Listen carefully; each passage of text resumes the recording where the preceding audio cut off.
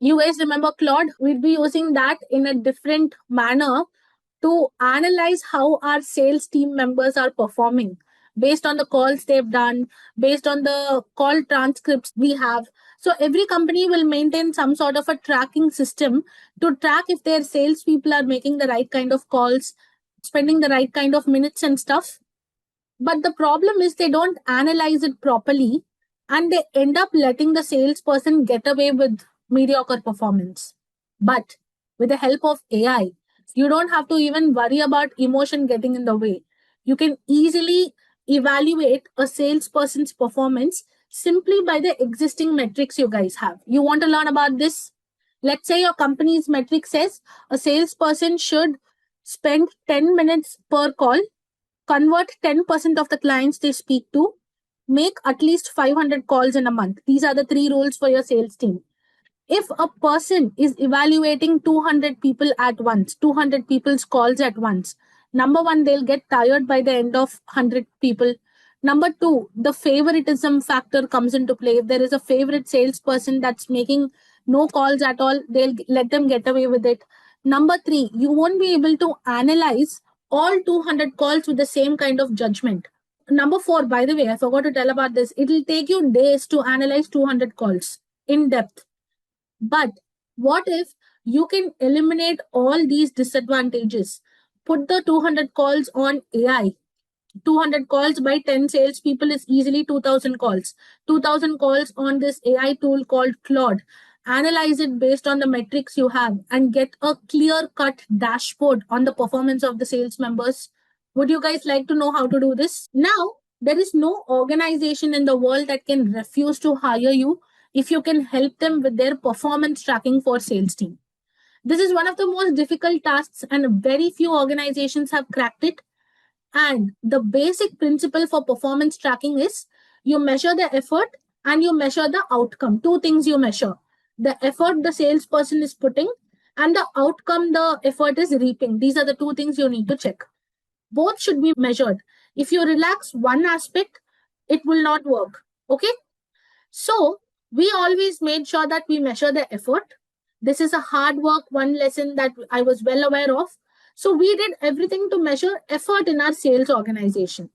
But we saw that in our experience, people who are successful start putting in less effort after they understand that they're doing well and they're able to reach the outcome regardless. Most of the time this is innocently permitted also. Like I said, favoritism comes into play. People, if they're manually checking, then they'll just let it go. All of this happens. They are tricked by the vampires and fall for it. Sales team that just shows that they're doing work and they're not actually doing the work, we call it vampire sales. Okay. Now, if you have a human being overlooking all these salespeople, they are easily tricked by them. So the problem is, if they eventually continue doing this, they produce results in a system without any effort. And like I said, we can't relax either. We need to make sure there is enough effort and enough results. Okay? If at all they're producing results without any effort at all, then there is some kind of wrongdoing going on there, right? There is some kind of scam these people are running, and we need to be aware of it. Now, measuring effort is not the problem. The problem is detecting when the callers are making fake data or hacking into the metrics and, doing something to make themselves look good.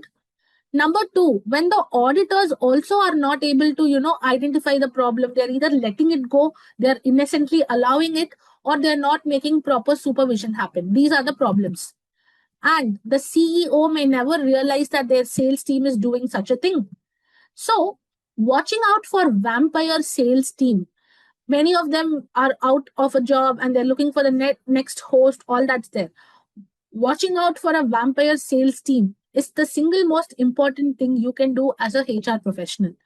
Now, how do you identify vampire sales organizations? Number one, these people hate putting in efforts. They don't want you to track their efforts. They don't want any metrics. They only want to focus on results. That is not how it happens. A few people exceed targets without any efforts at all. How are they doing it? Are they using any unethical means? Sales leaders are relaxed. Effort metrics are not stringent and they are not even trying to instill discipline. That is a problem as well. Sales culture rewards results over discipline. And instead of hiring real talent, the sales heads hire their own ex colleagues or friends to come work for the company's sales organizations. These are the indicators that say that this person is not doing it properly and they are vampire sales organizations. Now, we also had a similar problem with our sales team, and we had to put in a system in place to make sure that the efforts and results are measured properly. Here are the key components of that system. Number one, it benchmarks the effort criteria. So there should be some metrics set, right? If the person meets these metrics, they get paid. If not, they are not going to continue with the organization. So number one, the step was to benchmark the efforts criteria. Number two, the system can now measure efforts directly by different callers by tracking their talk time, transcripts, etc. I'll show you how the system works in real also. Then third, it can detect potential wrongdoing and flag it out as well. If a particular salesperson is not making calls and they're maybe fabricating calls, they're just asking random questions to the other person just to make sure that the call is reaching 10 minutes. We can flag that also right now with AI. Outcomes are measured separately. It tells us the effectiveness of the calls. It tells us which person needs more training, which person is good. It gives us a real picture of the situation. Do you guys want to know how to do this? You can also set this up for your client. Okay, here's what you guys will need. You will need some input documents. Like whenever your salesperson is making a call that gets recorded somewhere, right? You need that recordings. You need a mechanism to transcribe the calls. See, AI can't hear audio and work on it. You need to transcribe the recordings and make text files. You can use TurboScribe. TurboScribe is a tool that can help you convert audio into text. Okay. Then the criteria based on which you'll be judging the calls, that has to be mentioned. If you put these three things into AI, you can easily find out who is working well, who is not working well. Now, here's how we do it. We feed 500 call transcripts every day into AI at the end of the day. And at a time, AI analyzes 20 calls at a time. And if AI goes through the system, it understands what each call had. And we also give it metrics based on which it has to judge each call. So take this, for example, 3 metrics. 10 minutes per call, you have to convert 10% of the clients. And number 3, you should have at least 200 calls made in a month. Every person's call will be analyzed according to these 3 metrics. And from there, you will get 4 different outputs. Number 1, AI will predict how effective the call is. Number 2, it will tell whether the caller is actually adhering to the rules that we gave them. Number 3, it will tell the likelihood of conversion, whether or not the sales caller will make the sale. Number 4, the area of strengths and weakness of each caller, and many other things too. Do you guys want to see this work in action? Let's go to Claude. Just simply go on Google and type Claude. Okay. And then you have to create a project like this. I'll show you. This is called as a project. Now, what is a project? In projects, what you can do is, instead of having to instruct it every time and prompt it every time, you simply can add all the input data like your performance metrics, the sales call data, see call structure. This is how each person's call should be.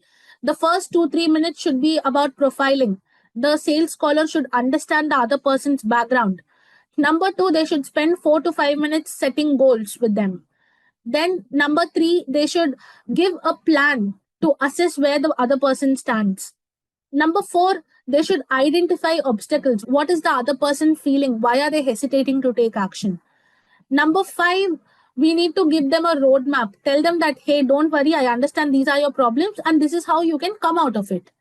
Number 6, we will give them objection handling. So when we give them the roadmap, the other person will obviously have doubts, right? I understand this roadmap is good, but will it work for me? Will it, I'm from this background. Will it work in my case? All of those objections need to be handled. And then we have closing questions. So we have 7 such sections based on which a call should happen. And these sections will be given to our callers also, sales callers also. If they are making calls based on all these sections, AI will give them a good. If they are not doing it based on the sections mentioned in the call structure, AI will flag it. Similarly, we also have, let me show you something else also. All these input documents, you can get it from your organization. Don't worry about it. Handling missing data. See, if at all there are some data that is missing from the other person's end, how do you do that? Note what data is missing. Continue analysis with available data. Adjust calculations, complete sections. All these are instructions we give to AI so that it can conduct the call analysis properly. See, I turboscribed 7-8 call transcripts of RC. This is an audio that I transcribed. Hello, hi, good evening, Jyoti. This is Shavi. This is our own salesperson talking to someone and they're trying to understand their problem. Similarly, I have some 7-8 calls like this. Okay. Now, what I'm going to do is I'm going to go to Claude and upload this document, that call transcript document. Call transcript document I have uploaded. And I'm going to say analyze these calls. This is the prompt. That is it. Simple. You know why I'm giving such a simple prompt? Because I have already given enough context in the projects, right? In the projects, I have added so many documents that exactly explains AI what to do. So I don't have to even bother about anything here. If I just say analyze, AI will do the job. Now I have done this before. Okay, I'll show you how AI works. Okay, see, the same 7 transcripts I have uploaded here and I said analyze. See, here I have added it as separate documents, but it's the same call transcript that I told you. See, hi Jyoti, this is Shabi. Isn't this the document I showed you guys as well? You just have to attach it and say analyze these calls and AI will analyze it. See, it's giving me an overview. It has 10 call transcripts and it's analyzed all 10. And the files are all these. It's giving me a file, this thing also. Data element availability. So phone number is available, lead name is available, date, time, duration, everything is available. So remember I said if there is a data missing, you have to let me know. Remember I showed you guys a project document? Yes. So it's telling me everything is available, well and good. Now it's giving me the missing elements. So the duration file is missing and the revenue data is missing. Cool. That is fine. Now I'm saying data matching verification report. It's matching who called to who's the lead's name and how much was the duration. So this was for 29 minutes, 27 minutes. Similarly, we have other calls also matched. Now, the next thing AI does is data quality verification. All transcripts are matched properly. It's fine. All 8 transcripts, 10 transcripts, how much ever is there, it's fine. Now it's given us a scoring matrix. See, the first scoring matrix is for this person called Sonali. Sonali is one of our team members, sales team members, and she spoke to this person called Prashant. Okay, this is Prashant's phone number, all that is fine. This is the duration within which she spoke and the intent of Prashant. Did he want to choose us or not? Strongest interest in international contract drafting. It's telling us what each person wanted also from us. Similarly, not just Sonali. See, we have some other person called Hans. He's also a part of our sales team. He spoke to Pavan Kumar. This is the intent. It's also rating the caller based on their performance on a scale of 0 to 10. Are you guys seeing this? We gave AI the metrics based on which it has to rate. We told if a person is giving like those 7 sections that I mentioned, call structure, if the person is fulfilling all 7, they get 10 points. If they are fulfilling some, then they get 8 points, 9 points, whatever it is. See, this is what a Claude project is. I told you about this. We will have to make a project like this for the company you're working with. What do you put in the input section? You put in the metrics based on which you judge your sales callers with. Now we have multiple different metrics, so I have added so many documents. If you only have one document like that says how to assess sales callers, just add one document. That is enough. You guys got it? From here, I took the call structure and here I have 7 sections. First, the caller who's making the sales call should do 2-3 minutes of profiling. If the person is doing it, then they'll get 1 point. If they're doing the second section, they do the second point. Third, fourth, fifth, sixth, seventh. Now coming back to the scoring matrix, look at this. It's scoring them based on the intent, the performance of the caller, the quality of the call, adherence to the call structure, conversion potential. I told no, 88.7 is the conversion potential. As in, this person has done a really good job. So the client might choose us. 87% chances are there. Hidden intent signal score, all that is mentioned. See, everything you need to assess a salesperson is mentioned over here. You guys understood this? How easy it is to track performance?